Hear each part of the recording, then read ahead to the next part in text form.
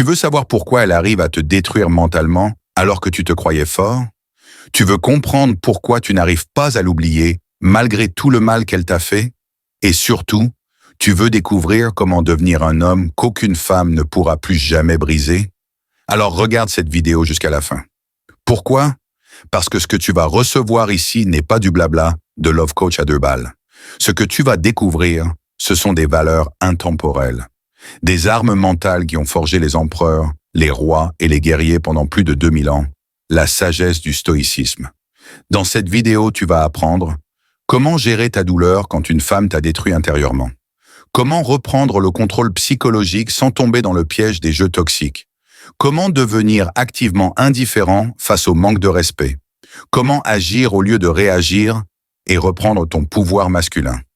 Et surtout, comment utiliser ta blessure comme un tremplin pour devenir l'homme que tu dois être. Parce que cette vidéo ne va pas seulement te consoler, elle va te transformer. Comprendre la blessure. Quand on parle de douleur en amour et surtout de celle causée par une femme à laquelle on tenait profondément, on entre dans une zone dangereuse. C'est un mélange de mental, d'émotionnel et d'ego. Derrière les sourires que tu affiches en public, derrière les blagues avec tes amis, derrière les stories que tu postes sur les réseaux, se cache parfois une réalité bien plus dure, celle d'un homme touché en profondeur. Et cette douleur, elle prend plusieurs formes. Une parole blessante qu'elle a lâchée sans réfléchir. Un désintérêt soudain qu'elle t'a montré. Une comparaison humiliante avec d'autres hommes. Ou pire encore, la trahison. Partie 1. Comprendre la blessure.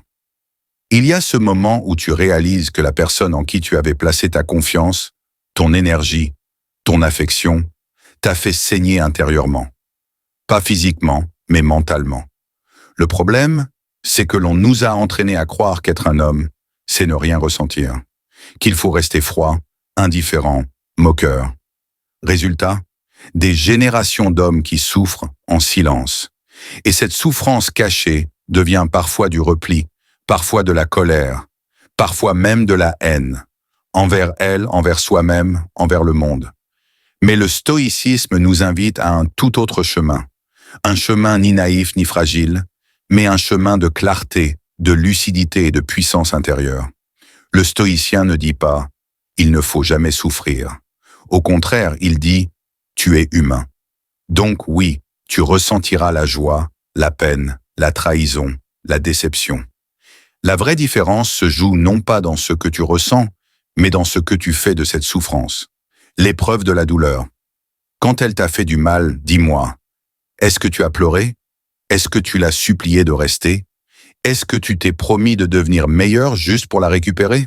Ou bien, est-ce que tu t'es fermé comme une huître en jurant intérieurement que plus jamais tu ne ferais confiance? Toutes ces réactions ont un point commun. Elles sont purement émotionnelles. Elles viennent d'un homme dominé par sa blessure, et non d'un homme qui utilise sa blessure comme carburant pour sa grandeur. Le stoïcien, lui, commence par observer sa blessure. Il ne la nie pas. Il ne la dramatise pas. Il la regarde comme un médecin regarde une plaie. Calmement, objectivement.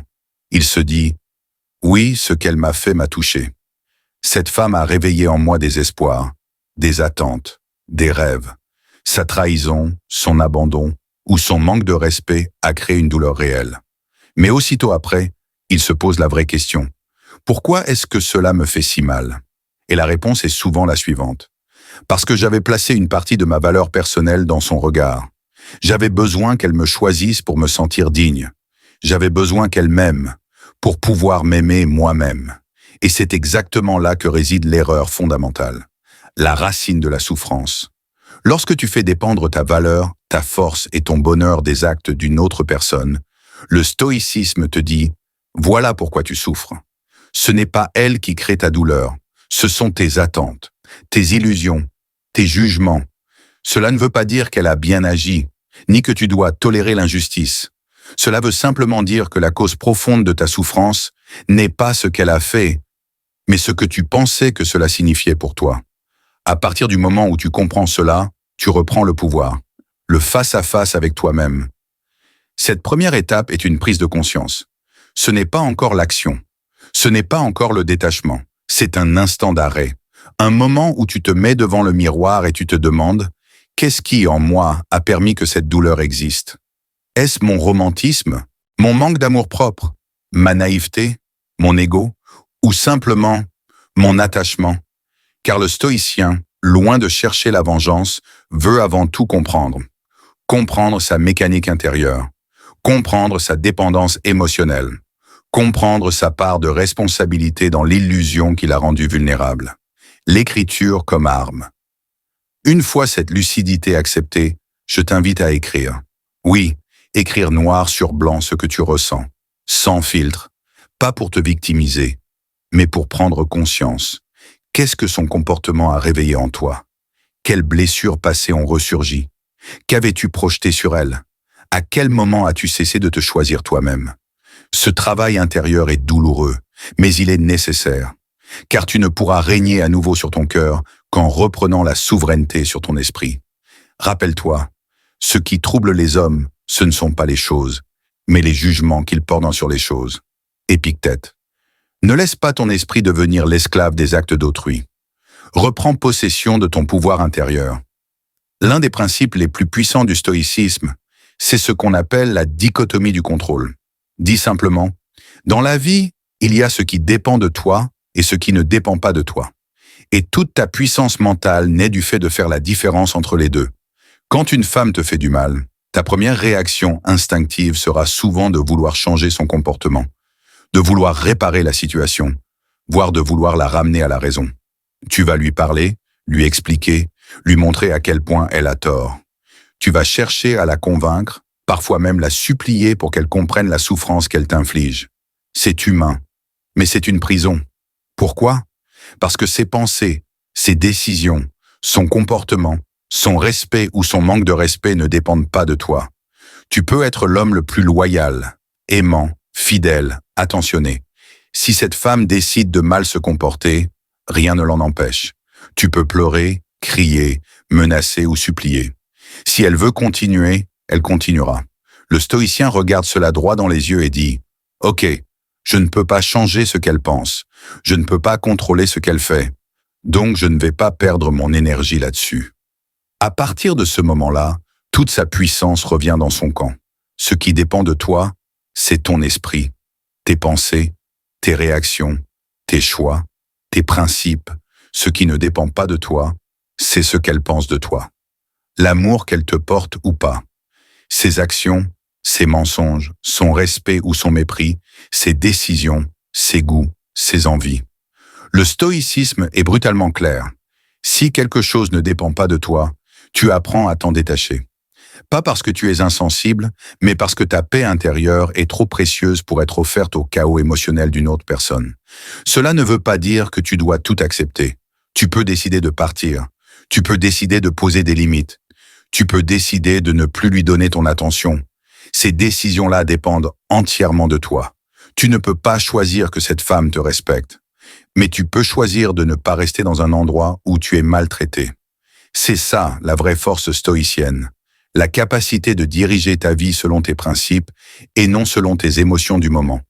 Il ne s'agit pas de ne rien ressentir. Il s'agit de ne pas laisser ce que tu ressens te faire agir contre ta propre dignité. Le stoïcien est comme un pilote de navire.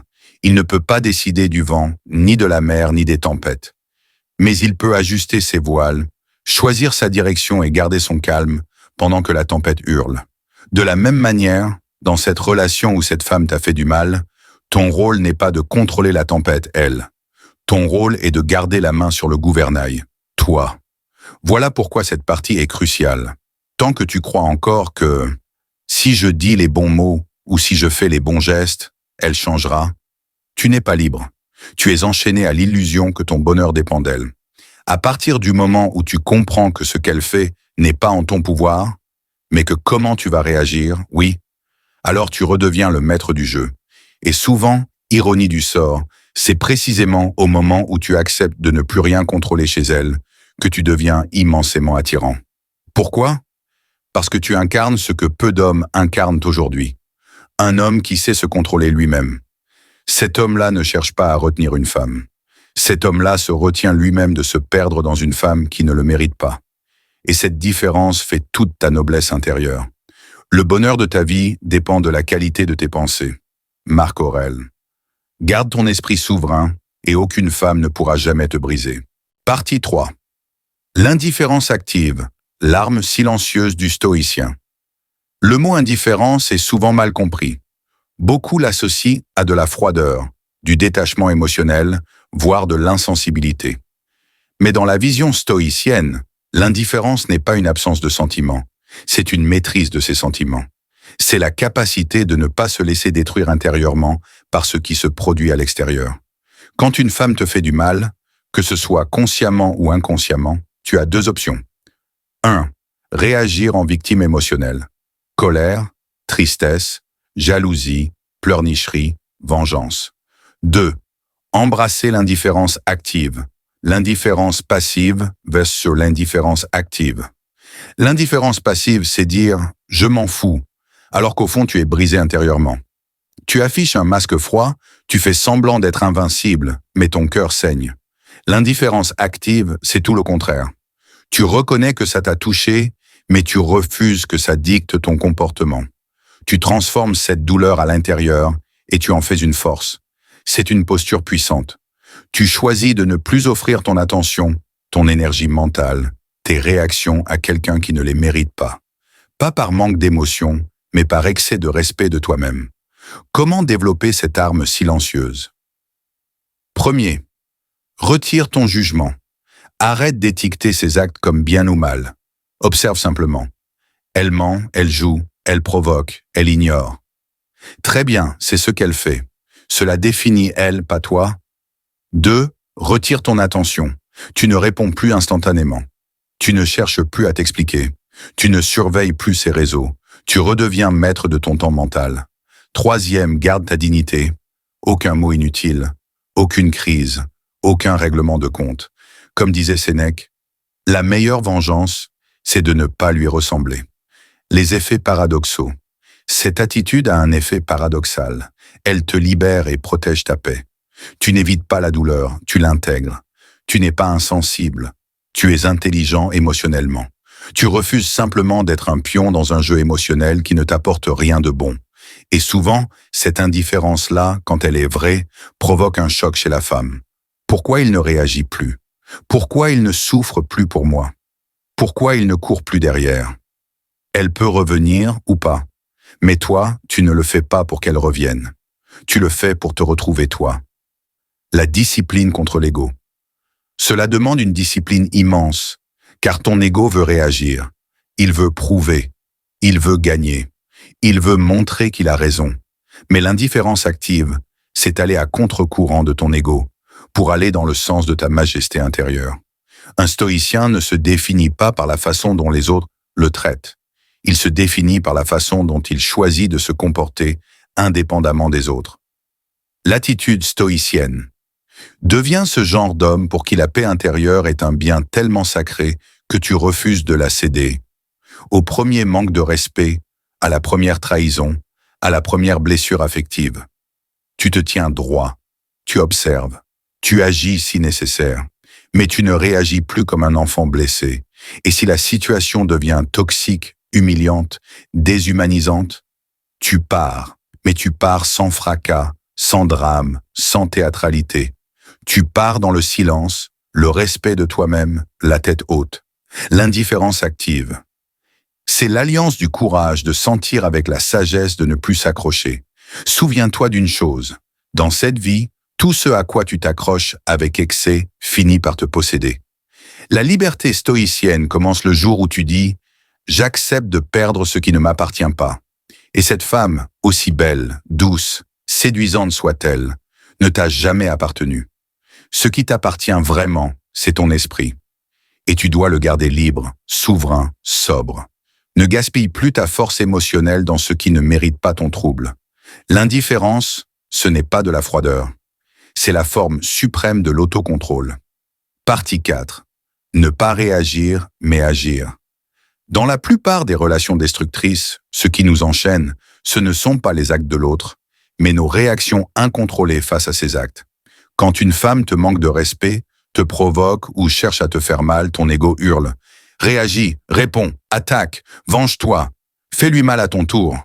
C'est l'instinct brut, le réflexe primaire de l'animal blessé. Mais le stoïcien, lui, ne réagit pas. Il agit. Réagir, c'est se laisser guider par l'émotion. Agir, c'est se laisser guider par son code intérieur. Prenons un exemple. Elle t'humilie en public, te rabaisse devant ses amis ou te parle avec mépris. Ton ego veut exploser, hausser la voix, claquer la porte, imposer ton territoire. Mais en agissant ainsi, tu révèles exactement ce que tu veux cacher, ta fragilité intérieure. Elle découvre ton point faible et désormais elle sait qu'elle peut te faire sortir de tes gonds à volonté. Tu deviens son jouet. Le stoïcien fonctionne différemment. Face au choc émotionnel, il respire, il accueille l'émotion, mais il ne la laisse pas commander. Il comprend que la vraie puissance masculine ne s'exprime pas dans l'explosion, mais dans le calme avant, pendant et après la tempête. Ensuite, il agit, mais son action n'est pas impulsive. Elle est volontaire, consciente, alignée avec ses valeurs. Il peut parler fermement, mais sans hausser le ton. Il peut poser une limite claire. Ceci est la dernière fois que tu me parles ainsi. Il peut quitter la pièce sans justification. Il peut mettre fin à la relation si ce comportement se répète. Dans tous ces cas, c'est lui qui choisit. Ce n'est pas son émotion qui l'entraîne, c'est sa décision qui guide. Cette posture calme perturbe profondément les personnes toxiques. Elles se nourrissent de ta réaction. Si tu cries, elles te font passer pour le fou. Si tu pleures, elles prennent le pouvoir. Si tu exploses, elles se victimisent. Mais si tu restes serein, elles perdent totalement le contrôle. Le stoïcisme n'est pas une philosophie de passivité ou de faiblesse. C'est une voie d'action maîtrisée, comme un samouraï qui ne dégaine que lorsque c'est nécessaire, jamais sous l'aveuglement de la colère. Les compétences du stoïcien face au chaos, maîtrise de soi, ne jamais répondre à chaud. Clarté, savoir exactement ce que tu veux et ce que tu refuses. Honneur, agir sans jamais trahir tes principes. Courage, comprendre que parfois, partir est plus courageux que rester. Celui qui agit au lieu de réagir devient imprévisible. Et l'homme imprévisible est dangereux car il ne peut plus être manipulé. Il ne danse pas sur la musique émotionnelle que joue l'autre. Il écoute sa propre mélodie intérieure et avance à son propre rythme. Concrètement, que faire lorsqu'une femme te fait du mal? Premier, observe ton émotion. Colère, tristesse, jalousie. Regarde-la sans la juger. 2. Ne fais rien tant qu'elle est à son pic. Laisse le feu redescendre. Troisième, quand l'émotion retombe, décide froidement. Parler, poser une limite, t'éloigner ou mettre fin. Quatrième, agis sans te justifier, sans plainte, sans colère. Tes actes suffisent. Cinquième, ne reviens jamais en arrière, ni regret, ni remords. Tu avances, point final. C'est cette discipline qui fait la noblesse de l'homme stoïcien. Il ne vit pas au gré du vent émotionnel, mais au gré de ses valeurs. Comprends bien ceci. Tu n'as pas le pouvoir de contrôler toutes les situations, mais tu as le pouvoir absolu de te contrôler toi-même dans toutes les situations. Si tu t'énerves, tu perds. Si tu te victimises, tu perds. Si tu veux te venger, tu perds. Mais si tu restes droit, lucide et que tu agis avec calme, alors peu importe ce qu'elle a fait, tu as gagné. Parce que tu t'es gagné toi-même. Celui qui est maître de lui-même est plus puissant que celui qui est maître du monde. Ne réagis pas par impulsion, agis par décision. C'est là que réside ta véritable supériorité. Partie 5. Transformer la douleur en puissance. La plupart des hommes cherchent à échapper à la douleur. Ils veulent l'oublier, l'anesthésier, la contourner. Ils noient leur cœur dans l'alcool, les distractions, les autres femmes, les jeux, tout sauf regarder la douleur en face. Pourtant, le stoïcisme dit exactement l'inverse. Tu ne dois pas fuir ta douleur, tu dois la transformer. La douleur est une énergie. Comprends bien ceci. Ta douleur actuelle est une énergie. Tu peux l'utiliser pour te détruire en sombrant dans la colère, le cynisme, le désespoir, ou tu peux l'utiliser pour te construire en devenant plus fort, plus lucide, plus puissant intérieurement. La différence entre les deux, c'est ton choix. Quand une femme te fait du mal, c'est une épreuve. Et chaque épreuve contient un trésor caché. Le stoïcien ne demande pas à l'univers de lui faciliter la vie. Il demande à devenir un homme capable d'affronter tout ce que la vie lui envoie. Autrement dit, ce n'est pas la douleur qu'il essaie de supprimer, c'est lui-même qu'il essaie de surélever au-dessus de la douleur. La question essentielle? Pose-toi la question. Qu'est-ce que cette souffrance est venue m'apprendre? Peut-être que tu étais trop dépendant affectivement. Peut-être que tu avais perdu ton but dans la vie. Peut-être que tu avais cessé de te développer, de t'entraîner, de grandir. Peut-être que tu t'étais endormi sur tes acquis, croyant que l'amour suffisait à tout. Bref, la douleur que tu ressens aujourd'hui est peut-être un message. Et le stoïcien écoute ce message. Il dit, est-ce que je peux devenir plus fort mentalement? Est-ce que je peux devenir plus discipliné physiquement et émotionnellement? Est-ce que je peux devenir plus ambitieux dans ma vie? Est-ce que je peux utiliser cette souffrance comme un carburant de... C'est qu'un jour tu regarderas en arrière et tu diras « Merci à cette femme de m'avoir fait du mal, car sans elle, je ne serais jamais devenu cet homme. » Tu ne lui en voudras plus. Tu ne souffriras plus. Tu réaliseras que la douleur n'était qu'un passage vers ta grandeur. Le stoïcisme, ce n'est pas la résignation, c'est la domination de soi. Et dans ce cadre, la douleur devient ton entraîneur le plus fidèle. Plus tu souffres, plus tu t'entraînes. Plus tu t'entraînes, plus tu es dangereux. Plus tu es dangereux, plus tu marches avec calme, assurance et sérénité. Alors, utilise ta douleur. Ne gâche pas ce qu'elle t'offre. Deviens ce que tu aurais dû être depuis le début. Un homme qui n'a pas besoin d'une relation pour avoir de la valeur, parce que sa valeur vient de l'intérieur, de sa discipline, de son feu intérieur, de sa grandeur d'âme. La difficulté révèle ce que vaut l'homme. Épictète. Fais de ta douleur une forge et deviens la plus grande version de toi-même. Si ce message t'a touché, t'a réveillé ou t'a redonné ta puissance intérieure, appuie sur le bouton like. Chaque like permet à un autre homme, en silence quelque part, de tomber sur ce message et de se relever lui aussi. Objectif: 1000 likes pour créer une armée d'hommes stoïciens puissants, dignes et indestructibles. Écris-moi en commentaire « Puissance intérieure » si tu veux que je continue ce genre de vidéo. Et comme toujours, je lis et je réponds à chaque commentaire.